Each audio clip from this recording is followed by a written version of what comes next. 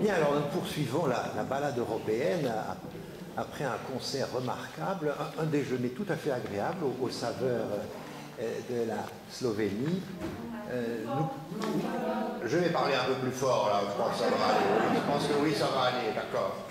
Alors, nous poursuivons cette coopération entre Musée en musique et l'Université populaire européenne de Grenoble. J'ai remarqué qu'on poursuit cela depuis 2009, c'est déjà pas mal. Avec aussi la Maison de l'International, la ville de Grenoble, ça nous permet de découvrir les États au moment où ils président le Conseil de l'Union européenne. On a depuis organisé en quelque sorte 23 conférences, c'est la 23e conférence sur les pays qui président tous les 6 mois le Conseil de l'Union. Cela permet de mieux connaître, bien sûr, chacun des pays. On s'aperçoit à cette occasion qu'on ne se connaît pas forcément si bien que ça entre les 27 États membres. La crise sanitaire a entraîné quelques complications puisque nous n'avons pas été empêchés de nous retrouver pour la présidence allemande et aussi pour la présidence portugaise en ce qui concerne la représentation de l'ambassade. Nous accueillons aujourd'hui Madame Vlasta Turel, ministre plénipotentiaire en charge des affaires politiques de l'ambassade de Slovénie en France, qui nous fait l'honneur d'être ici aujourd'hui. Merci beaucoup. Merci. La Slovénie préside effectivement et assume une responsabilité forte dans ce qu'on appelle le trio, en quelque sorte, c'est-à-dire la Slovénie après le Portugal et avant la française, mais il y a aussi le trio, vous allez sûrement l'évoquer. Je vous laisse la parole, bien évidemment. Merci beaucoup, bonjour à tous. Merci pour On va vous dire de parler plus fort. Ah, d'accord. J'essaie, je ne m'entends pas, donc dites-moi si ça ne va pas. Donc bonjour de m'avoir accueilli après vous. C'est une très belle journée, un très bel concert. J'étais vraiment émouvée parce que les artistes ont fait un très beau travail de recherche. Et aussi, je parlais avec le chef dans le restaurant. Il a aussi fait son recherche, donc tout le monde est très impliqué dans ce projet, donc je suis très contente d'être ici. Tout d'abord, je voudrais dire quelque chose sur la Slovénie, peut-être parce que c'est peut-être pas un pays qui est très connu parmi vous, donc avant de commencer de parler de la présidence, peut-être quelques mots sur mon pays. J'ai quelques... Oui, ça marche. J'ai quelques diapositives. Donc, la Slovénie est un pays de l'Europe centrale qui est devenu... Cette année, ça fait 30 ans qu'on est indépendant, donc c'est un très nouveau pays. Pardon.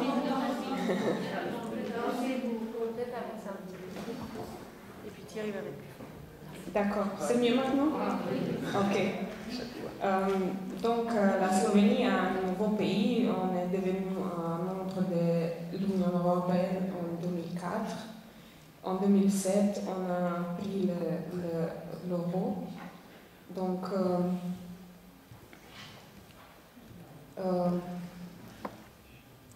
si vous voyez la carte, on est très proche de la France. On passe l'Italie et de l'autre côté, à l'est, c'est la Slovénie. Il y a aussi le drapeau slovène. Donc, le climat est plutôt alpin. Un mix de trois climats, alpin, pannonien et méditerranéen. On a les Alpes comme vous, donc on peut faire du ski aussi. Si je montre là, il y a la mer Adriatique et les karstes avec les caves qui sont très belles et on peut les visiter.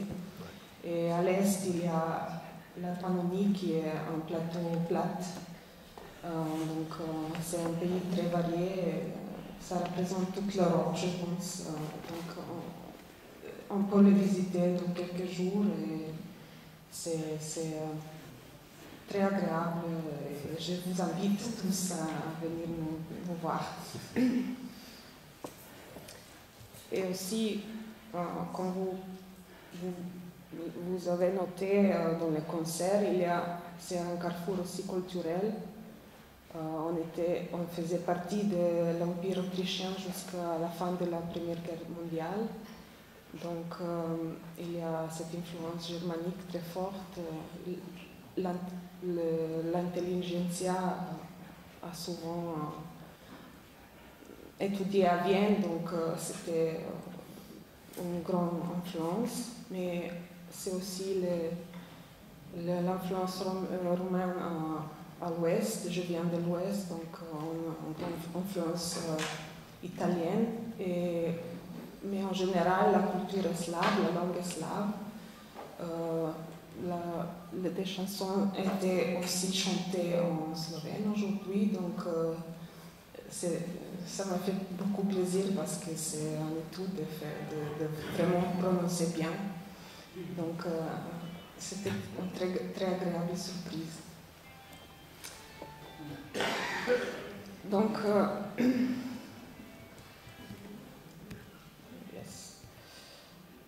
on peut voir des images de la Slovénie. Donc pour nous, cette présidence est la deuxième présidence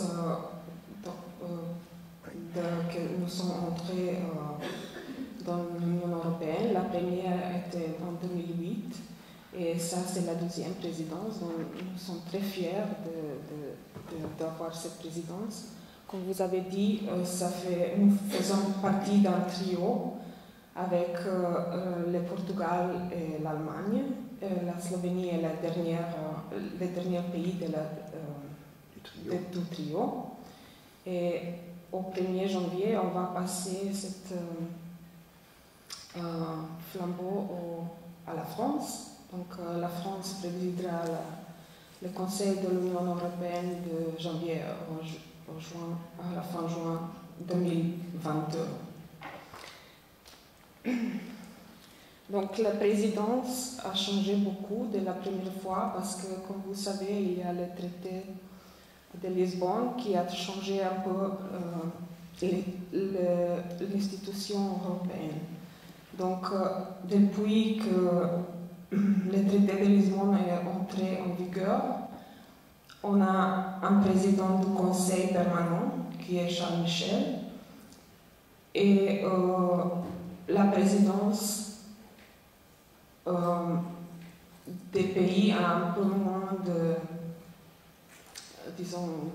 pouvoir ou de représentation.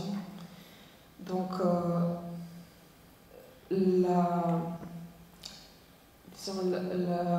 la présidence s'occupe surtout des agendas et de mettre sur l'agenda des priorités qui sont à cœur. Donc on essaye de pousser que des dossiers qui nous sont à cœur vont plus vite dans les institutions européennes. Et si je passe à nos priorités, pour nous, la première priorité c'est une Union européenne renforcée et résiliente qui joue de la confiance de ses citoyens. Dans ce cadre-là, c'est l'Union européenne qui sort de la crise du Covid. Donc on a beaucoup travaillé pour avoir la meilleure coordination entre les pays membres, d'avoir un achat de vaccins tous ensemble, d'avoir, si vous vous souvenez, il y avait au début beaucoup de fermeture des frontières et tout ça qui n'était pas coordonné. Donc on travaille toujours plus qu'il y a de la coordination. Puis il y aura de nouvelles institutions qui vont être créées pour la santé européenne. Donc on travaille sur les dossiers pour créer ces institutions qui vont aider à l'Europe de devenir plus résiliente, pas centralisée, mais pas plus coordonnée sur les matières de la santé. La priorité qui tient beaucoup à cœur à la Slovénie, c'est aussi renforcer la résilience de la sécurité de cyberespace et de la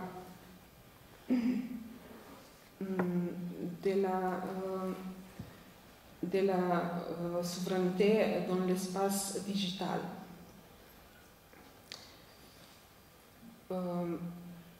Pendant la présidence de la Slovénie, c'est très important aussi le renouveau économique de l'Union. Donc, l'Union européenne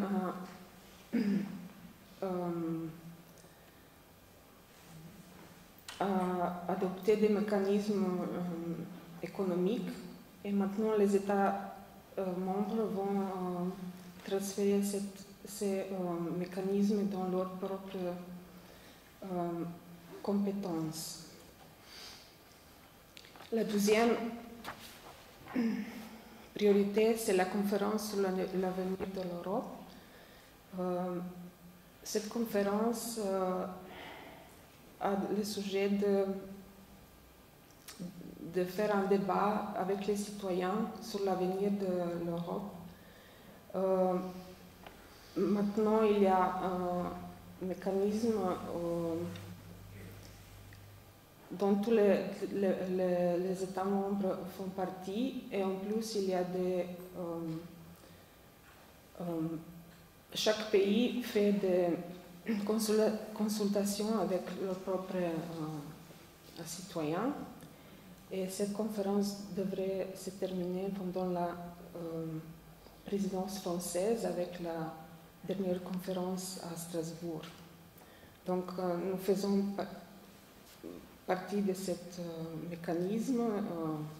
On a le secrétaire d'État qui fait partie du conseil qui s'occupe de cette conférence.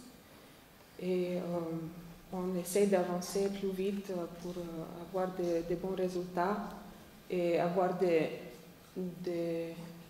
propositions des citoyens et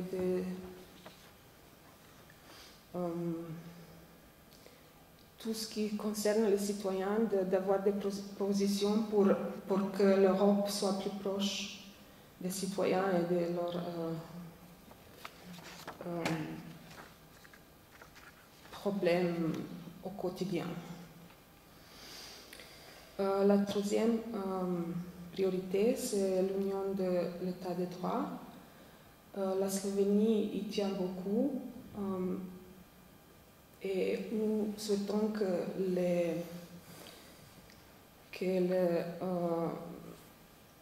les mécanismes qui sont mis en place fonctionnent de manière objective et transparente et que les principes d'égalité sont maintenus entre tous les États membres.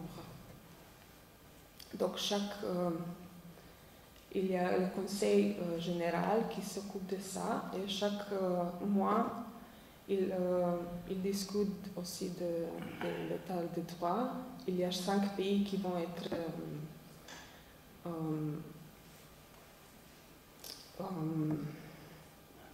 donc il y aura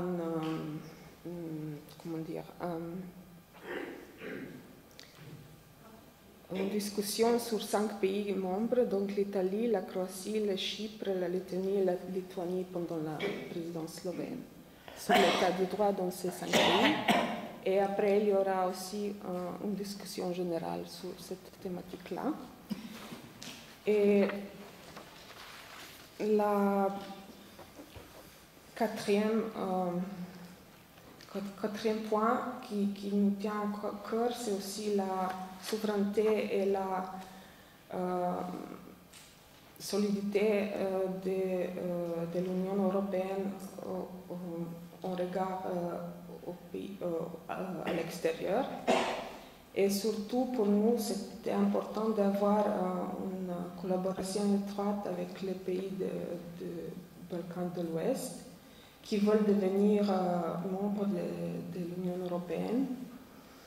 Et on a eu le 6 octobre un sommet informel entre l'Union européenne et les pays des Balkans de l'Ouest. Et on souhaite que l'extension de l'Union européenne avance, même si on voit que la France et des autres pays sont un peu réfractaires à ce processus. Mais on pense que c'est une région très stratégique pour l'Union européenne. Il y a aussi des conséquences très graves de l'épidémie, donc il faut aider ces pays à en sortir bien.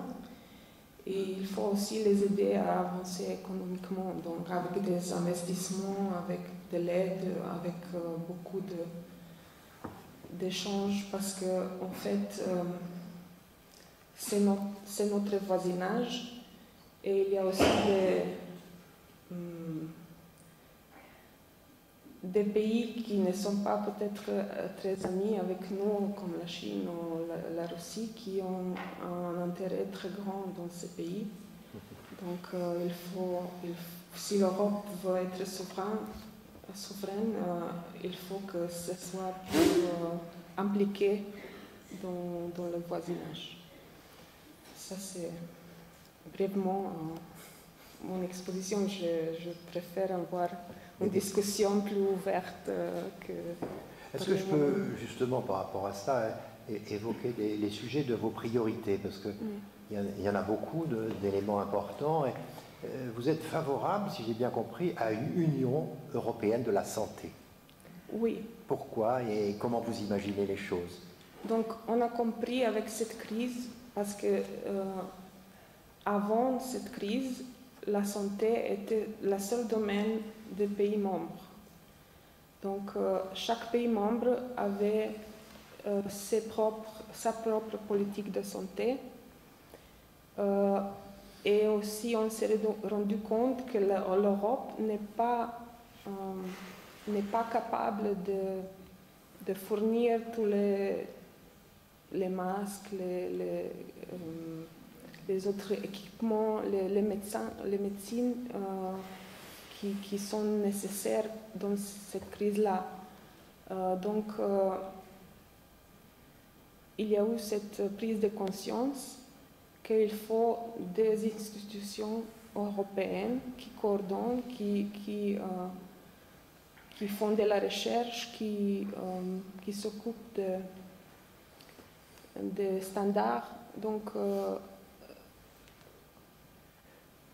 oui. Mais c'est une Union européenne de la santé sans changer les traités, c'est ça? C'est pas nécessaire. Il n'y a pas de compétences directes dans les traités, c'est pour ça que j'évoquais cette dimension. Oui, mais je pense que ce n'est pas nécessaire parce que les pays peuvent se mettre d'accord de fonder des nouvelles institutions sans changer, parce que chaque fois on peut faire... un peu compliqué. Oui, mais on peut se mettre d'accord si tous les pays sont d'accord, ou peut-être parfois c'est que des pays qui partagent ce souci, mais je pense que dans ce cas-là, tous les 27 sont d'accord. Donc on va avancer. C'est plutôt comment ces institutions vont être créées, comment ils vont fonctionner, s'ils vont avoir plus de pouvoir ou moins de pouvoir, plus de financement, moins de... C'est ça les enjeux, pas tellement, je pense, s'il faut pas. On s'est rendu compte que c'est nécessaire. Alors, sur ce sujet, on essaye de... Pas sur ce sujet. Ah, d'accord. Vous pouviez utiliser davantage votre micro. On est très à l'écoute, mais on entend très mal. Peut-être que je parle aussi. C'est mieux maintenant? Quelque chose a changé parce que maintenant je... Vous l'entendez là? Oui. Mais il a forcé très fortement derrière la mécanique. Oui, alors vous évoquez aussi la conférence sur l'avenir de l'Europe. Moi, j'aimerais savoir un peu quelles sont les propositions des Slovènes, pas de la Slovénie en général, mais des Slovènes sur l'avenir de l'Europe, puisque c'est la consultation des citoyens qui est faite. En France, ça a un peu commencé à se développer, cette consultation, mais quelles sont les propositions qui viennent des Slovènes, justement, sur l'avenir de l'Europe? Est-ce que vous en avez en tête? Bonne question. Peut-être embêtante, je ne sais pas. Je n'ai pas vu encore les résultats de notre consultation. J'ai entendu un petit peu les premiers résultats des consultations françaises parce que j'ai compris que le gouvernement a fait 2 ou 3 sessions et qu'ils vont préparer le rapport bientôt. Ça va sortir bientôt. En Slovénie, on est très pro-européen parce qu'on est un nouveau pays. C'était vraiment, pour nous, c'était vraiment important de devenir pays membre. Donc, les gens suivent assez couramment ce qui se passe à Bruxelles, les politiques européennes. Donc, on est assez contents, je pense, de comment ça marche. Les gens sont très avertis de ce qui se passe. Donc plutôt c'est peut-être avoir être plus rapproché des gens, de leur quotidien, donc savoir comment l'Europe impacte quotidiennement la vie des gens, je pense. Vous avez évoqué, puis après j'espère que vous aurez des questions bien sûr, vous avez évoqué la question de l'état de droit, oui. Bien sûr en tant que valeur commune. Je rappelle d'ailleurs que ceux qui s'intéressent vraiment au programme de la présidence, vous la retrouvez, ce programme de la présidence, sur le site de l'Université populaire européenne de Grenoble. Vous avez tout le programme de la présidence, les 50 pages je crois, oui. de ce programme de la présidence sur le site, vous le trouverez facilement.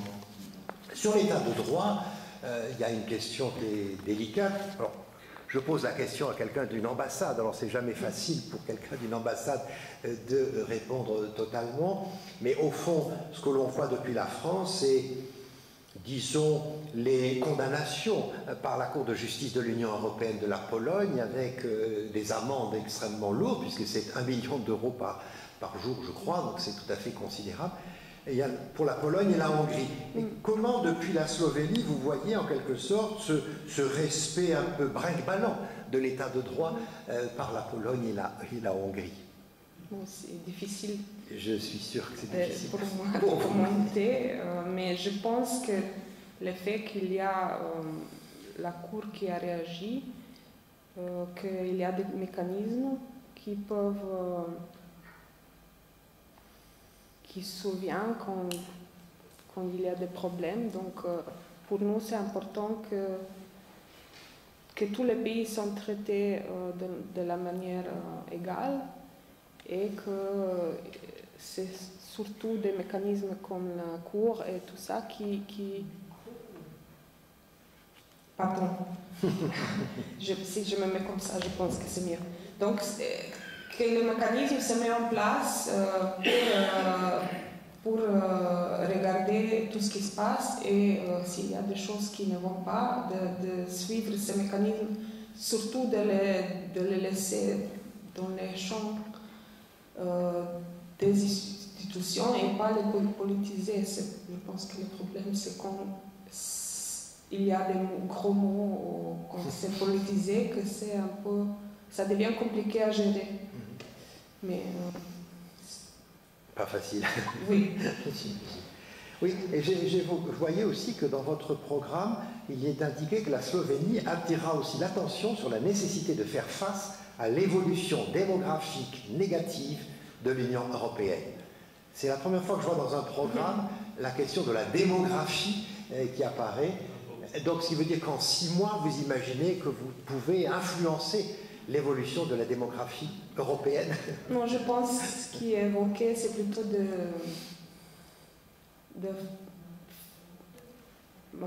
prendre conscience, peut-être, qu'il y a des problèmes démographiques, surtout à l'Est, je dirais. qu'il faut prendre des mesures pour faciliter les gens à avoir les enfants et les bien éduquer. Comme ça, il y aura moins de problèmes avec la démographie. C'est surtout ça que je pense que c'était... on ne peut pas changer tout en 6 mois. Je pense pas.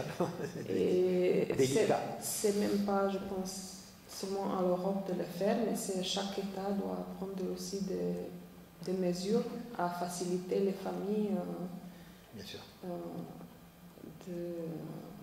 d'avoir les enfants et de les bien éduquer. Ouais. Bon, je sais pas, on va pas faire simplement le débat entre nous deux, mais il y a quelque chose qui vous tient vraiment à cœur, si l'on peut dire, c'est l'élargissement de l'Union européenne aux Balkans, bien sûr, c'est la grande question. Est-ce que vous êtes plutôt favorable à faire rentrer, au-delà de vous-même et de la Croatie, les autres États de l'ex-Yougoslavie dans l'Union européenne? Oui, on est très favorable parce que, en fait, c'est des pays qui ont beaucoup d'influence. Même si on ne se rend pas compte, c'est vraiment au cœur de l'Europe, c'est les seuls pays qui ne sont pas encore membres. Donc, on est bien conscient que les mécanismes de prise de décision en Europe maintenant sont compliqués. C'est très compliqué parfois de prendre des décisions et de maintenir l'unité. Mais il faut faire tous pour engager ces pays de faire les réformes. C'est notre intérêt qu'ils fassent les réformes, qu'ils soient conformes aux règles de l'Union européenne. Parce que sinon, il y a déjà des problèmes avec l'unité de la Bosnie. Donc, c'est notre intérêt de maintenir la paix et la prospérité de ces pays parce qu'ils sont nos voisins. Ils font part de nous. Donc, comme la Slovénie a eu la chance et a fait l'effort de faire tout ce qui est nécessaire de faire partie de l'Union, et on était très contents de le faire, je pense qu'il faut faciliter et encourager ces pays à faire la même chose. Et dans votre propos initial, vous évoquiez aussi la présence de la Chine, éventuellement, dans les Balkans occidentaux. Oui, si vous lisez un peu les médias, oui. Il y a beaucoup de... Je ne sais pas, il y avait un cas en Monténégro où la Chine a financé une autoroute qui était financée par des crédits qui sont très difficilement remboursables. Il y a des autres problèmes avec la Russie aussi, avec le Monténégro et la Serbie. Donc, il y a beaucoup d'influence. Si vous avez suivi ce qui s'est passé avec les vaccins, oui. Donc en Serbie, c'est plutôt la Chine et la Russie qui ont fourni les vaccins. Donc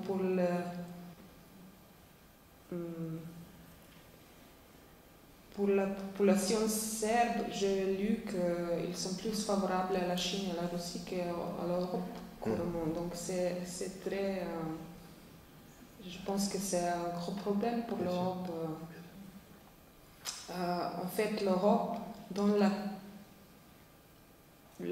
l'aide et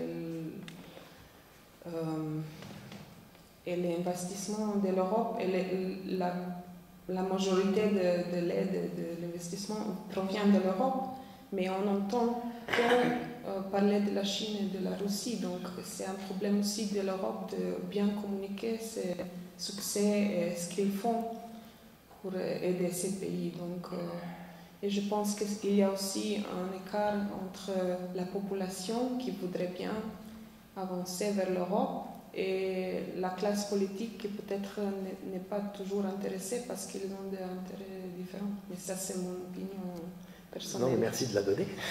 Madame, oui.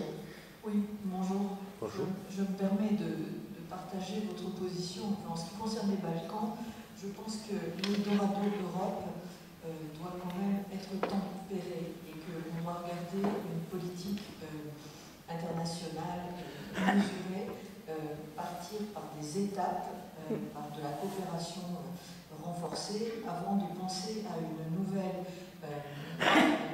élargissement, dans la mesure où nous sommes quand même encore depuis 2008 en particulier dans une phase de tumulte qui n'est pas encore terminée.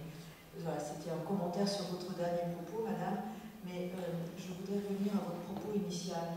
Vous avez, dans le cadre de l'état de droit, vous avez fait référence à un groupe de 5 pays qui travaillent sur le concept d'état de droit. Non, je me suis mal exprimée. Donc, le mécanisme qui était construit va revoir dans le Conseil tous les pays membres. Donc, chaque pays va être évalué et il y aura des propositions pour améliorer l'état de droit. Donc, tous les pays seront concernés. Je me suis mal expliquée. Donc, pendant la présidence slovène, il y aura la révision de ces 5 pays. C'est juste ça qui est dans Je ne vais pas monopoliser la parole. Je voulais juste vous poser la question, vous demander si vous pouvez commenter. Un peu plus fort pour que, oui, dans ce sens-là, on entende aussi. Oui, d'accord. Très bien. C'est souvent le propos que lorsque les dames s'expriment dans un micro, qu'on les fasse recommencer parce qu'elles ne parlent pas assez fort. Oui. Donc je vais parler un peu plus fort. Pourriez-vous, madame, commenter sur la préparation coordonnée avec la présidence à venir, avec en l'occurrence la France, puisque par définition il y a toujours un chevauchement et un travail avec la présidence qui précède et la présidence qui suit. Merci d'évoquer cette question. En fait, on travaille très étroitement avec la France pour passer les dossiers. On a eu beaucoup de réunions, beaucoup de déplacements aussi de nos ministres. C'est vraiment... c'est mieux? Oui. Je suis très proche. Donc, on a eu beaucoup de réunions techniques et au niveau politique. Donc, il y avait... nos ministres se sont déplacés en France. Il y avait des réunions au niveau du directeur général pour bien travailler et passer tous les dossiers, parce que c'est vraiment un travail technique. Beaucoup de choses se passent à Bruxelles entre notre deux représentations, mais il y avait beaucoup de visites pour bien préparer cette et sur quel thème? Sur quel thème? Surtout les sujets européens, je dirais. Je pense que la France donnera beaucoup de poids sur la souveraineté de l'Europe, sur les questions sociales. Donc, ils ont déjà exprimé un petit peu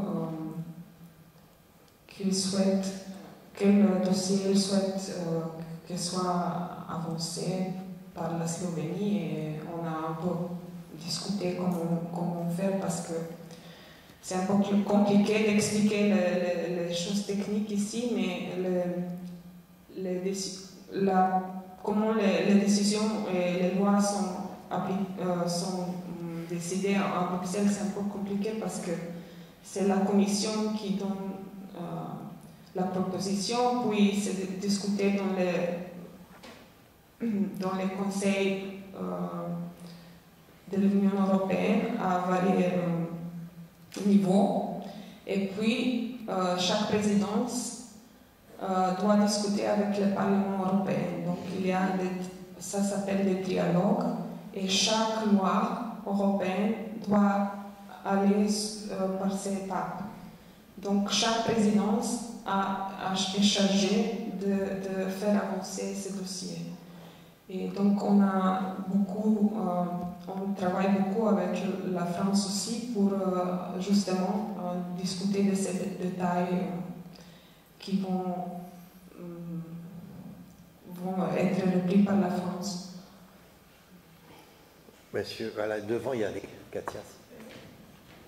Le micro arrive.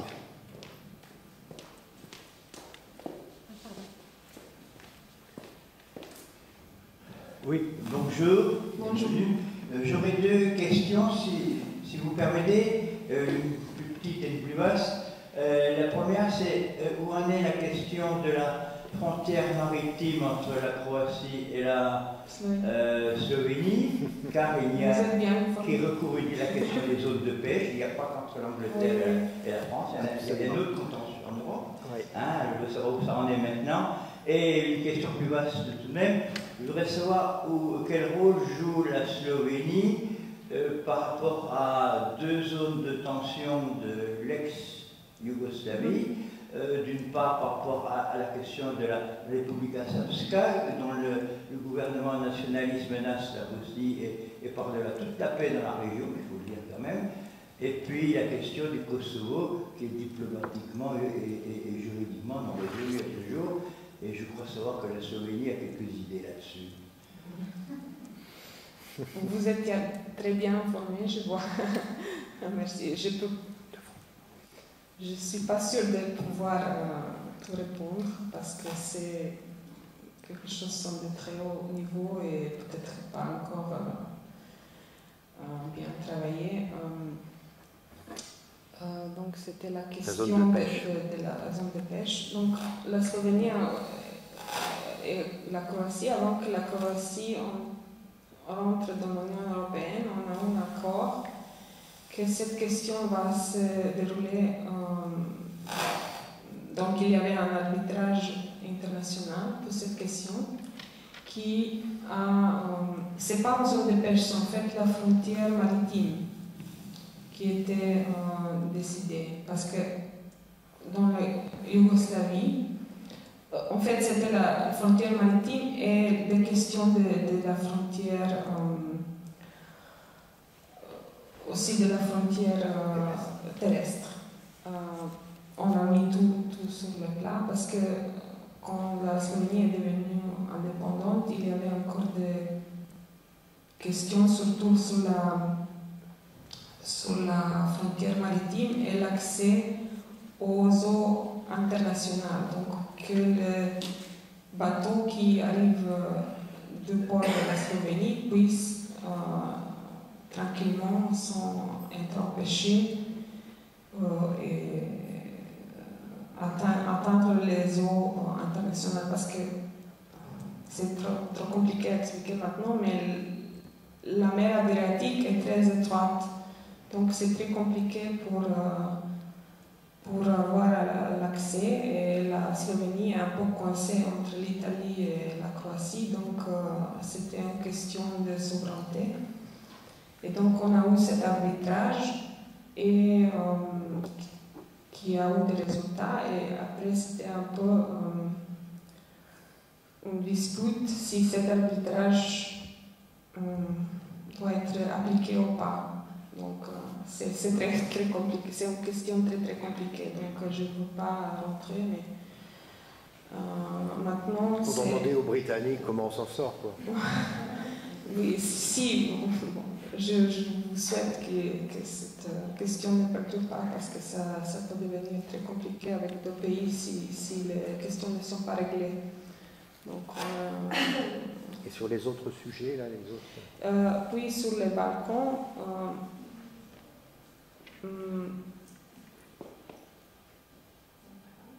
on travaille surtout, si vous savez, il y a une contention entre la Macédoine du Nord et la Bulgarie qui ne laisse pas avancer la Macédoine du Nord dans les négociations ou devenir une candidate pour l'Union européenne. Donc notre Premier ministre a beaucoup œuvré pour parler avec la Bulgarie. Mais en Bulgarie c'est compliqué parce qu'il n'y a pas de gouvernement. Donc pour la Bosnie, je pense que c'est une question très compliquée de politique vraiment courante. Donc la Slovénie soutient l'entièreté de la Bosnie et que la Bosnie avance dans les questions européennes. Et entre la Serbie et le Kosovo, c'est aussi compliqué, donc on a plutôt un envoyé européen qui s'occupe de cette question. Est-ce que vous pouvez rappeler quels sont les pays de l'ex-Yougoslavie qui n'appartiennent pas à l'Union européenne. Alors pour moi, il y a la Serbie, la Bosnie-Herzégovine, le Monténégro, il y en a d'autres. La Macédoine du Nord et maintenant le Kosovo.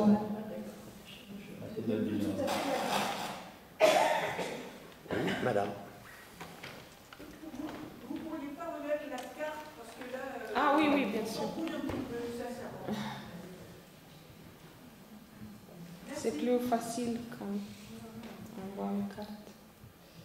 Parce que c'est bien beau, mais.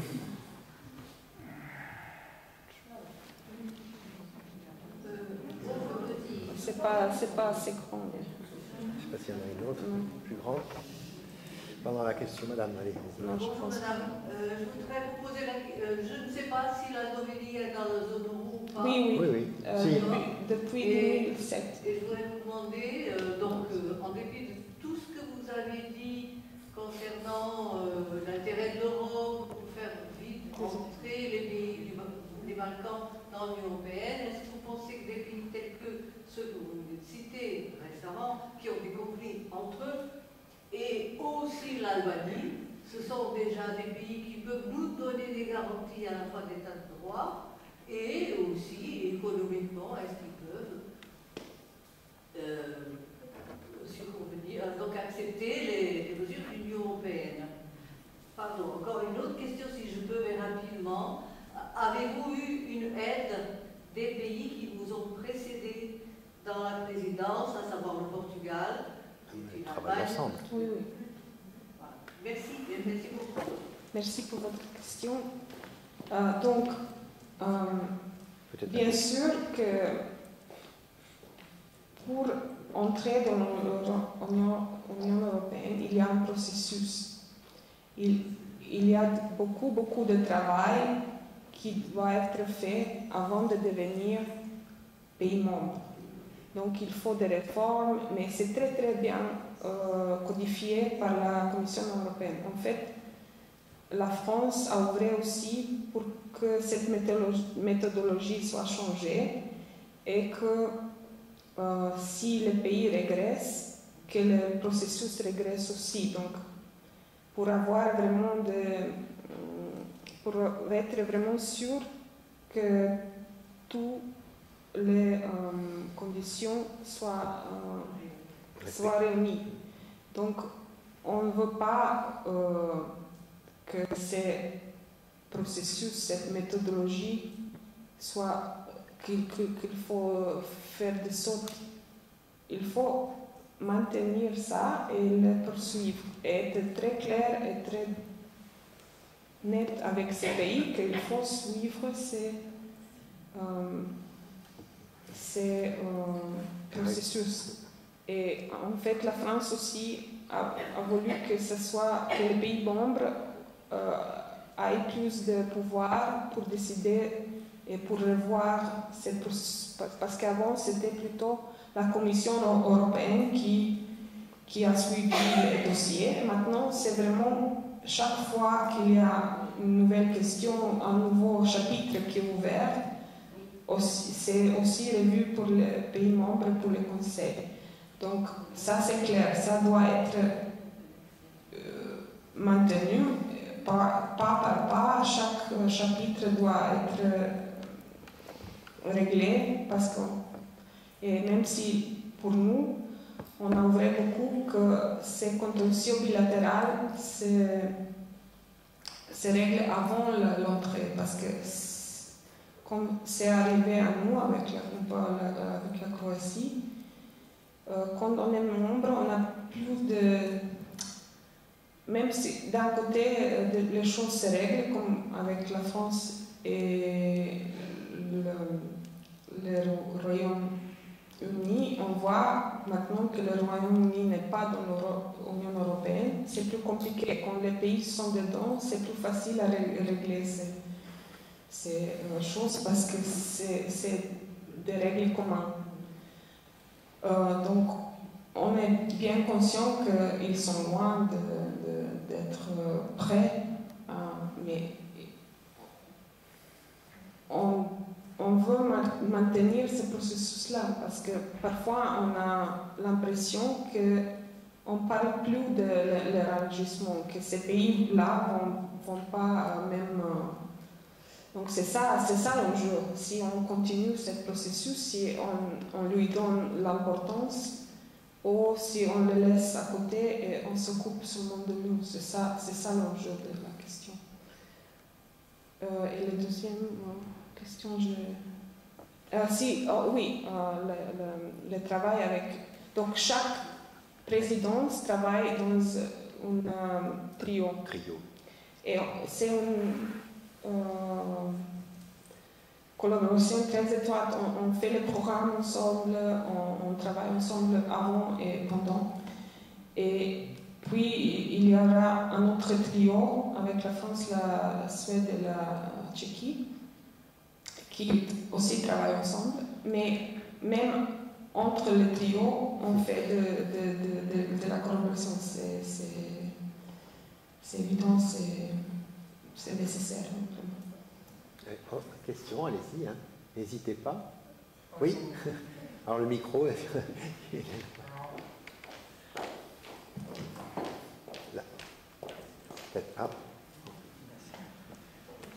Je voudrais revenir à votre démographie qui plonge, un peu comme chez nous. Et quel est sur le plan d'immigration, quel est votre point de vue en Slovénie? Bon, la Slovénie a une grosse...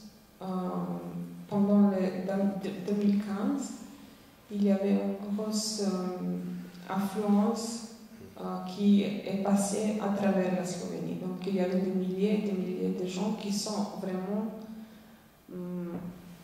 passés dans quelques jours, dans quelques semaines, dans quelques mois. Et ça, c'était un choc pour les Slovènes parce que c'est un très petit pays, c'est comme, je pense, Périgord.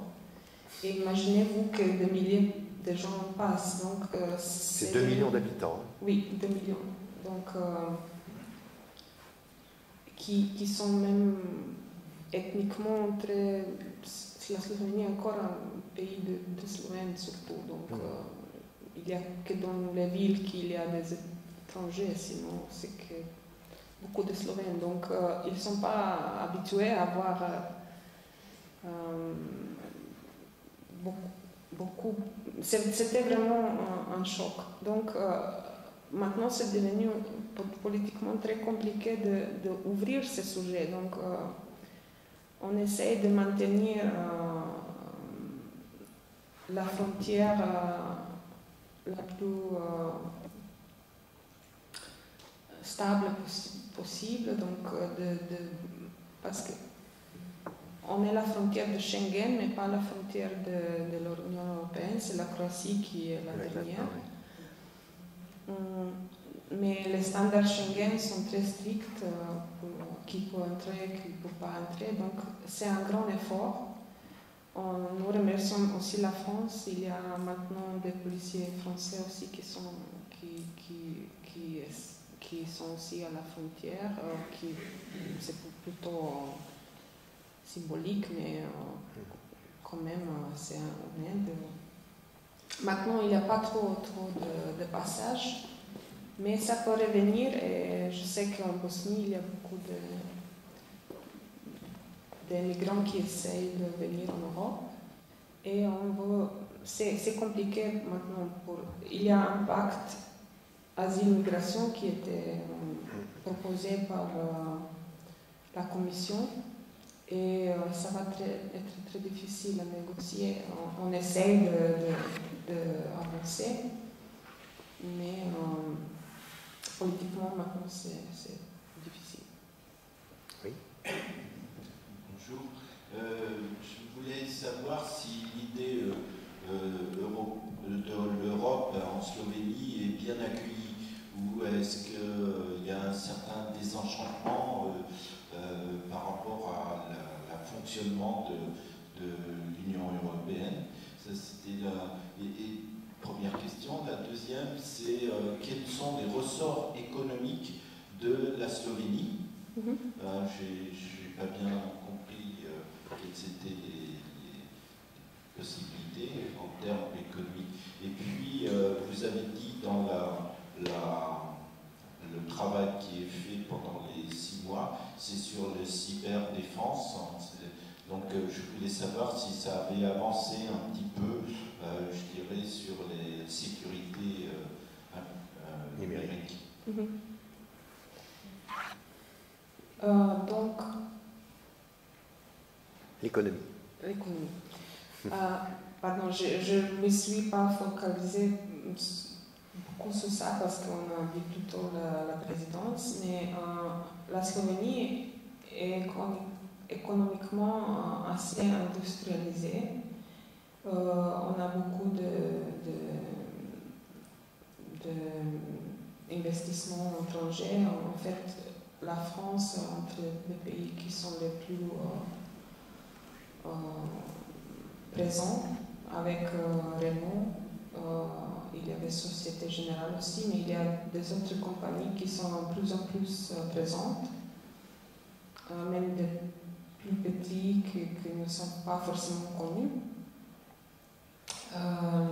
Le pays qui a le plus d'investissements, c'est l'Autriche, l'Allemagne, mais il y a aussi des investissements des pays de l'ex-Yougoslavie, un petit peu, donc, dans le tourisme et tout ça. Sinon, on a des compétences dans l'automobile, la pharmacie, le tourisme, c'est présent aussi. Donc, traditionnellement, c'est un pays très, très industrialisé déjà depuis des temps. Donc, il y a une tradition aussi des sciences et des ingénieurs très, très capables. Donc, on est très intégré dans le marché européen. Donc, avec la crise, c'était aussi un problème parce que si les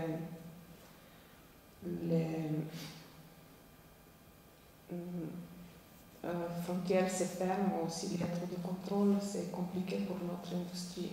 Avec le Covid, maintenant, il y a des problèmes aussi d'approvisionnement, mais c'est dans toute l'Europe, dans tout le monde. Donc, on ressent de ça un peu aussi, oui. Et sur la sécurité? Sur la cybersécurité, on s'est rendu compte aussi que qu'il y a de plus en plus des attaques, que les pays ne sont pas forcément tous capables d'être sûrs eux-mêmes. Donc, on essaye de mettre ça de plus en plus sur l'agenda européen pour qu'il y ait une coordination plus forte et des nouvelles lois qui encadrent et des stratégies qui encadrent la cybersécurité, que les pays peuvent céder et avancer dans cet enjeu-là. On sait que la France est très forte sur ce sujet-là, mais les pays plus petits peut-être ont besoin plus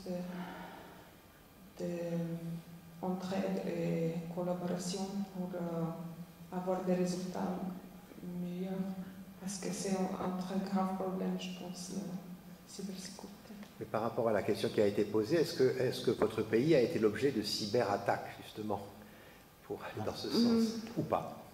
Bon, ça n'est forcément pas publié, donc... Pour d'autres pays, on le sait. Donc, pour l'Estonie, par exemple, on le sait. Oui, non. Donc, c'était pas une attaque si grave que l'Estonie, je pense. Mais il y a des attaques tout le temps, partout, donc qui ne sont pas forcément mises au jour parce que c'est compliqué de le faire. Donc, mais que je sache, mais il y a tout le temps les essais et des petites attaques qui peut-être qui ne sont pas réussies, hein, aussi. C'est ça C'est mieux quand ça ne marche pas, c'est sûr. Il y a des attaques qui n'arrivent pas au bout, donc c'est ça l'enjeu de les Parce que dans votre programme aussi, dans votre programme, vous évoquez l'idée qu'il faut rendre l'Europe numériquement souveraine. Oui. Et de développer l'intelligence artificielle. Donc, est-ce que vous avez sur ce point-là des éléments Oui, maintenant, vous avez le commissaire Breton qui est très actif. Oui. Donc, il y a 2 grands paquets qui vont être adoptés dans l'Union européenne sur le numérique, qui sont des paquets très très larges. Donc ils vont de la souveraineté, sécurité, l'industrie. Donc ils vont être... c'est quasiment tous les ministres qui vont s'occuper de ça. Donc c'est un sujet très très très important pour la souveraineté européenne. Et je pense que la France misera beaucoup que ce soit adopté, qu'il y a des standards européens, qu'il y a des GAFA européennes, qu'il y a des standards pour avoir de la sécurité des données sur l'intelligence artificielle, parce que on voit en Chine, dans des autres pays, que ces choses-là ne sont pas réglées dans une manière qui va dans le sens de la protection des données. Mais chaque personne peut être suivie. Même en Chine, c'est même plus grave parce qu'il y a des comptes sociaux. Donc, si on ne respecte pas, quelquefois, je ne sais pas, si on ne paye pas de taxes, on ne peut pas avoir un compte en banque. C'est vraiment, ils vont vraiment dans les détails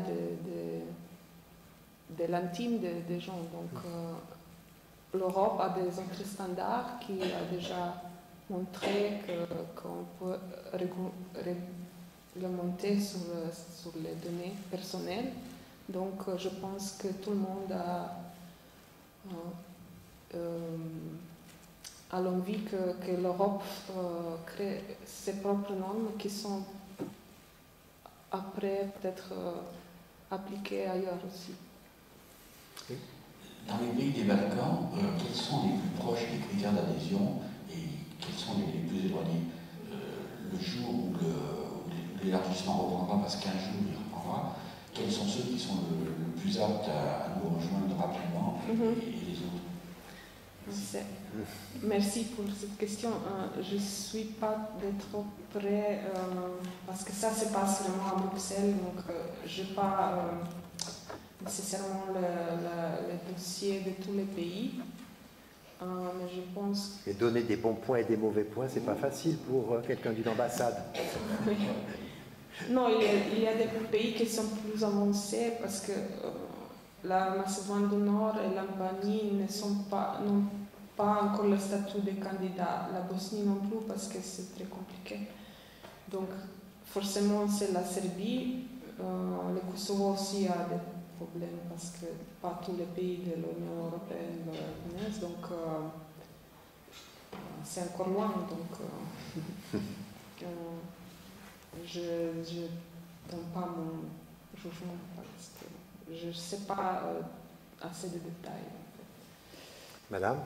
Je voudrais vous poser la question, quelle est la position de la Slovénie sur les problèmes de société que sont le mariage pour tous, la procréation médicalement assistée pour les couples homosexuels et le bout de l'existence de l'euthanasie. Et l'IVG. Oui, aussi. C'est vrai qu'avec, je n'avais pas cette notion, avec plus de 50% de population dans les gens catholiques, c'est sûrement des problèmes qui sont lourds à démarcher. En fait, si je suis honnête, en Slovénie, il n'y a pas tant de discussions sur ce sujet-là. C'est assez étonnant à mes yeux. J'aime bien qu'il y a beaucoup de débats en France sur tous ces sujets de société. Chez nous, pas trop. S'il y a des autres sujets qui sont plus brûlants, je pense. Lesquels alors? Lesquels? Les sujets les plus brûlants, c'est quoi? Bon, maintenant, on est un peu... C'est un peu compliqué avec le Covid, tout ça, donc... Ah, c'est la vaccination aussi, qui est lente chez vous. Je ne veux pas commenter sur ce sujet-là. Donc... Parce qu'en France, malgré quelques avancées, le comité d'éthique est toujours très en retrait par rapport à ce que certains politiques voudraient voir arriver, surtout dans le domaine de l'euthanasie. Non, c'est une question très intéressante qui je pense que chaque société règle ces sujets selon l'avancée de pensée. Donc, je pense que ce n'est pas un sujet très... Bon, il y a des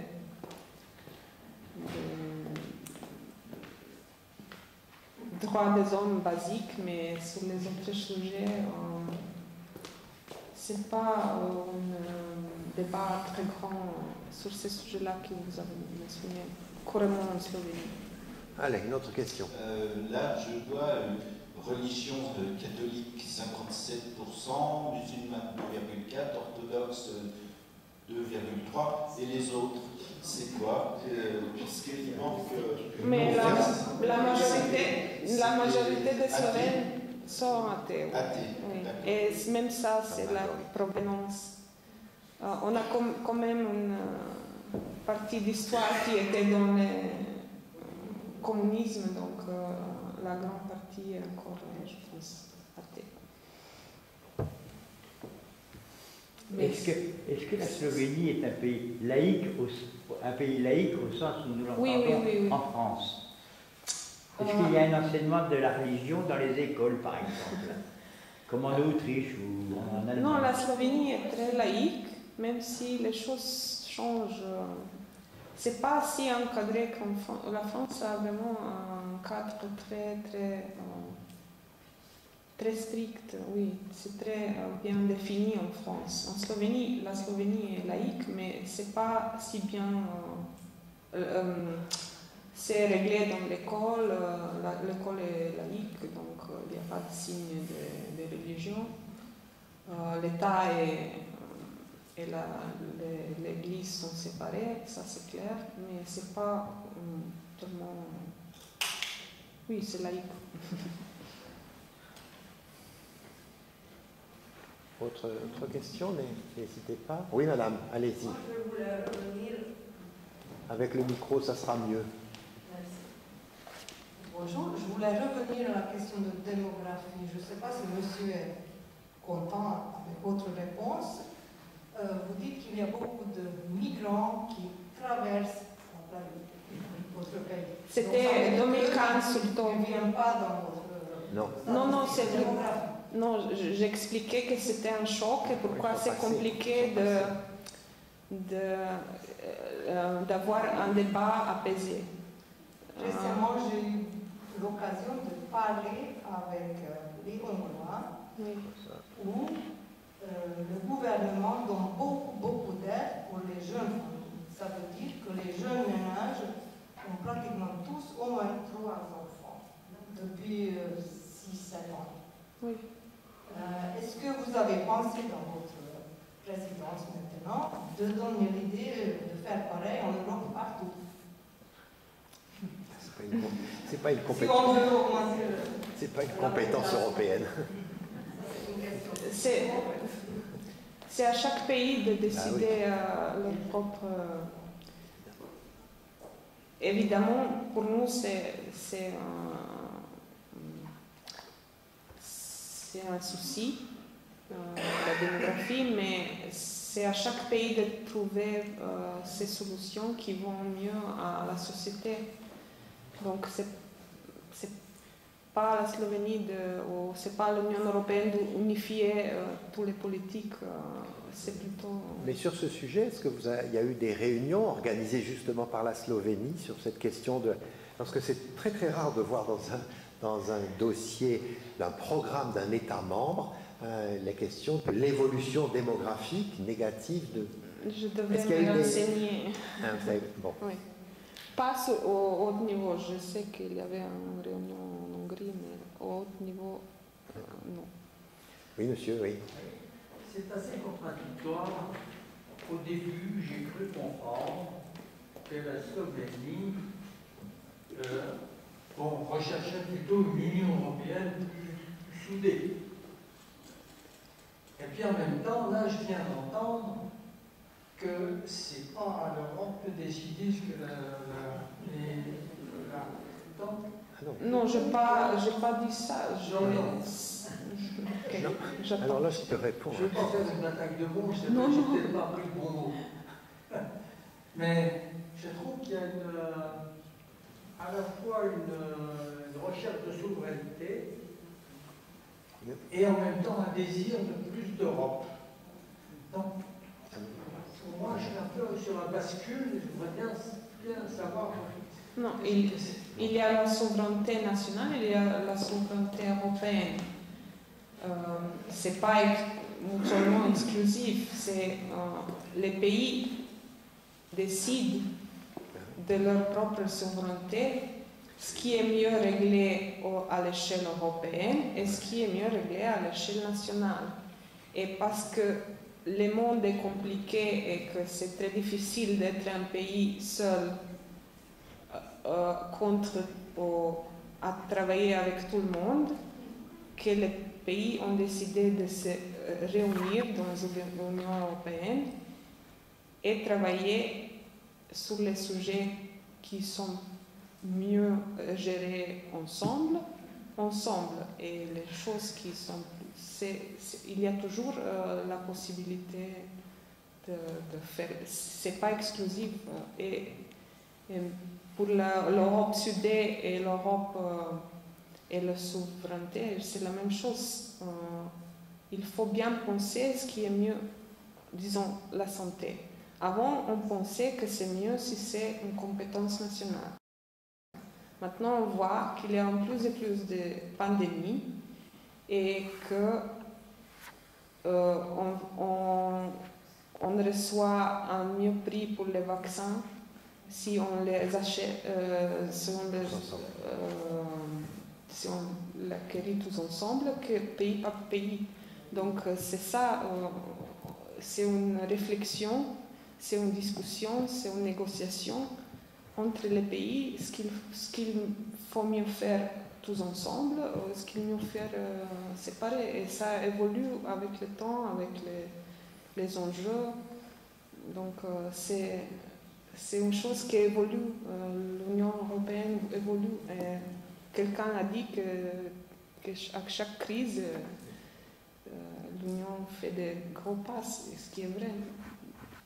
Mais pour glisser un petit commentaire juridique sur ces sujets-là, ce qu'il faut voir, c'est qu'effectivement, l'Union européenne a des compétences, les États ont des compétences, c'est dans le traité de Lisbonne. Et lorsqu'on évoque l'Union européenne de la santé, par exemple, ça suppose, au-delà de ce qui a pu être fait ensemble sur les vaccins, parce que ça c'était possible, mais pour aller vers une Union européenne de la santé, il faudrait modifier le traité sur ces sujets sanitaires pour admettre qu'il peut y avoir une Europe de la santé. Ce que beaucoup d'États ne veulent pas, donc sur ce registre-là. Et très souvent on fait des confusions en croyant que l'Europe peut faire ceci, peut faire ceci, peut faire cela, et si on regarde les traités, précisément, dans beaucoup de domaines, l'Europe n'a pas directement de compétences. C'est une grande difficulté. Et je vous rappelle que, et je ne voudrais pas faire moi-même une intervention trop longue, mais sur la question de l'Europe de la santé, le pays qui a proposé ça en 1952, de faire une communauté européenne de la santé, c'est la France qui a proposé ça. Et puis très rapidement, sa proposition, elle l'a laissée de côté et on est passé à autre chose. C'est-à-dire que, effectivement, sur certains sujets, on pourrait faire nettement mieux si on était tous ensemble. mais ce qui suppose que tous ensemble acceptent la modification du traité pour faire ceci ou pour faire cela. Ce qui est beaucoup plus compliqué lorsqu'on est à 27 et qu'il faut l'unanimité pour changer. C'est une petite digression. Je voulais savoir si tous les partis politiques en Slovénie étaient pro-européens ou est-ce que vous avez des partis politiques anti-européens ou autres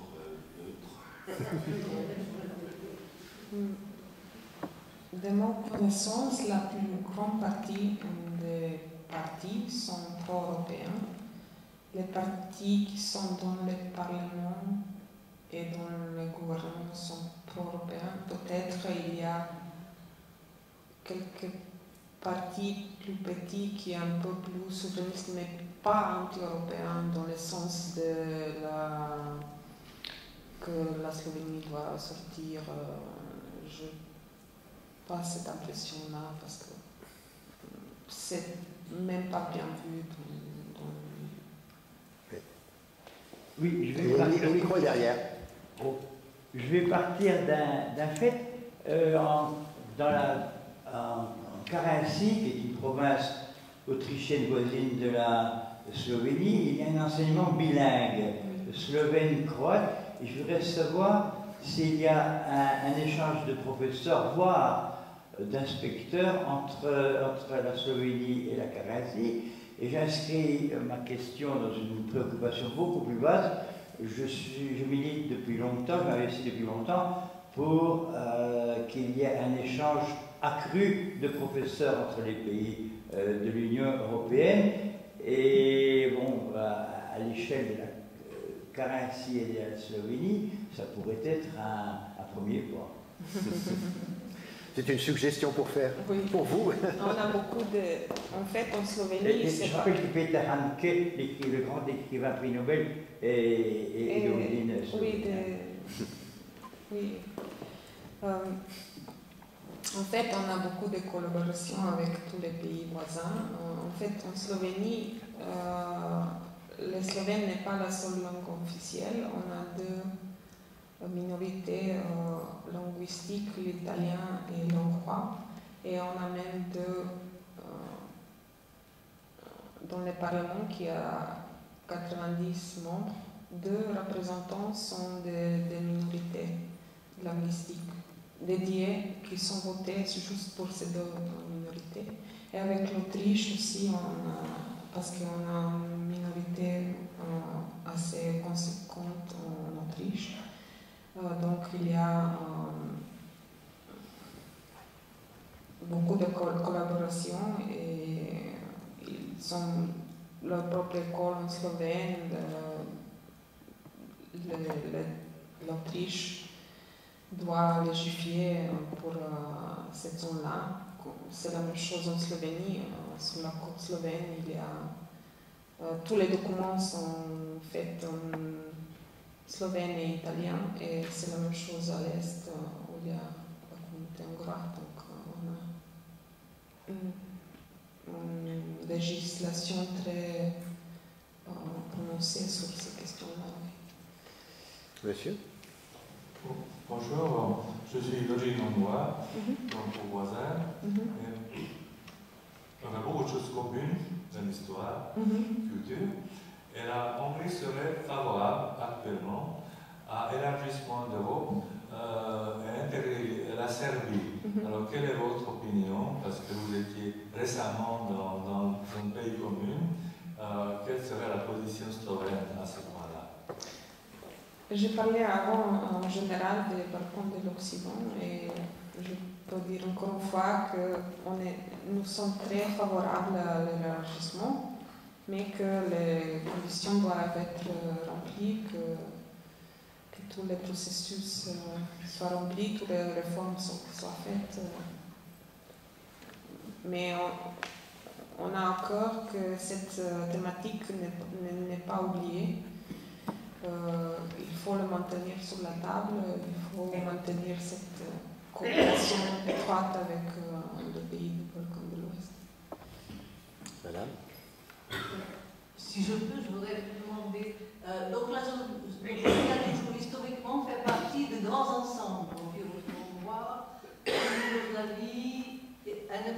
indépendante depuis seulement quelques années, Oui. grâce au parrainage allemand, nous nous souvenons bien. En tout cas, l'Allemagne a beaucoup pesé pour cela. Est-ce qu'il y a une diaspora slovène en Allemagne? Combien y a-t-il de Slovènes en dehors de Slovénie? Ça, c'est très difficile à dire. C'est la colle. La colle. Pour l'Allemagne, je pense que c'est plutôt... bien sûr, il y a une diaspora, mais c'est pas l'enjeu, je pense que c'était une coïncidence de l'histoire ou peut-être l'influence que l'Allemagne veut avoir sur son voisinage. C'est compliqué quand même l'indépendance et comment ça s'est produit. Il y avait des conflits internes, donc c'est une longue histoire. L'Allemagne a pesé de tout son poids l'Europe contre la Slovénie.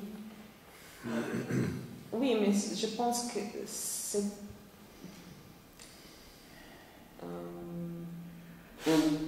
c'est compliqué de le dire aujourd'hui, mais à ce moment-là, je pense qu'ils ont considéré que c'est mieux de laisser, parce que en fait, le pays s'est éclaté, donc ils ont pensé si c'est mieux avoir une guerre totale ou sauver des partis. Je pense, je ne peux pas me mettre dans la tête des politiciens du moment, mais... Il y a une diaspora slovène ailleurs par rapport à la on a beaucoup de diaspora, mais aussi en Allemagne, parce que c'était normal d'avoir... mais c'était plutôt bien, oui, mais les diasporas sont plus anciens, en fait, plutôt en Amérique du Sud, Australie, même en France, il y a des diasporas, surtout dans les villes où il y avait des mines. C'est plutôt ça, mais c'est pas fort diaspora comme on peut le trouver des Italiens ou des Portugais. Mais là, c'est une petite nation de 2 millions. Oui, oui, oui. Il y a des diasporas en Argentine, en Canada même, en Australie.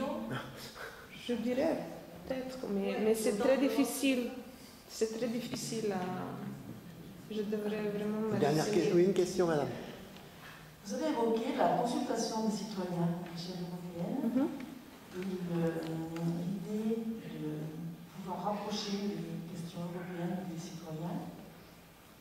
Moi, en tant que citoyenne française, je ne me sens pas été souvent consultée et ni beaucoup informée, si ce n'est de ma responsabilité à moi. J'aimerais savoir si à l'échelle d'un pays de 2 millions d'habitants, cette consultation elle est plus facile à mettre en œuvre, et si la Slovénie se donne les moyens de consulter ses citoyens aussi bien sur les questions qui concernent la Slovénie que les questions européennes. Bon, en fait, ce que je remarque est que, au moins dans ma perception, l'Union européenne est beaucoup plus présente dans le sentiment public slovène. On suit beaucoup plus étroitement dans les médias et ce qui se passe en Europe. Peut-être parce qu'on est un nouveau membre et c'était beaucoup souhaité pour nous. Peut-être la France parce que vous êtes dans l'Union depuis le début. C'est devenu... C'est très vieux, c'est très vieux. C'est devenu une chose banale, oui, acquis.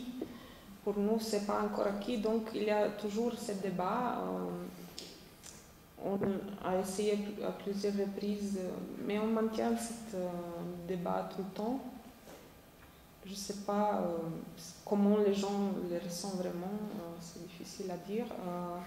Mais je vois un petit peu qu'en France, dans les médias, ça me manque un peu cette... C'est pour ça que nous avons fait l'Université populaire européenne de Grenoble, donc, parce que les médias en parlent très très peu, c'est vrai en France en tous les cas. C'est pour ça qu'on y participe très... Merci. Avec grand plaisir. Vous n'avez pas évoqué une personnalité. J'étais un petit peu étonné parce que le Tour de France, je crois qu'il est gagné régulièrement par un Slovène. Hein. C'était déjà en 2020, 2021, c'est un Slovène qui a gagné le Tour de France. Je ne sais pas si dans cette salle, les gens savent que c'est un Slovène qui a gagné le Tour de France. Les Français en général regardent ça, mais c'est un Slovène, me semble-t-il. Oui, oui.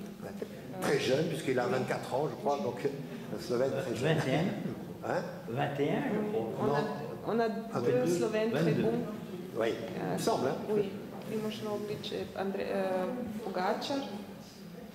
Et c'est la deuxième fois qu'on... Vous n'avez pas de photo de ce bel homme? Non, je ne pense pas. Madame demande. Vous aviez commencé avec... Oui, mais il n'y avait pas, je ne crois pas. Le Slovène le plus célèbre en France. Il est quand même célèbre. Oui, on a fait une belle rencontre avec nos ministres. Ben, je suppose. Oui, oui. Parce que votre ministre des Affaires étrangères est très sportif et très connaisseur de cyclisme, donc il savait tout. Sur le cyclisme. Oui, oui, oui. Et il a même deviné l'année dernière qu'il va gagner. Une deuxième fois. Non, non, parce que la première fois, bon, c'est compliqué. Il y avait deux Slovènes qui compétaient avec, entre eux. Et c'était le deuxième qui a remporté. Et notre ministre a eu un bon intuition. Oui. Bien, merci beaucoup, madame. Merci à vous. Échange. Merci. À la prochaine fois. Merci.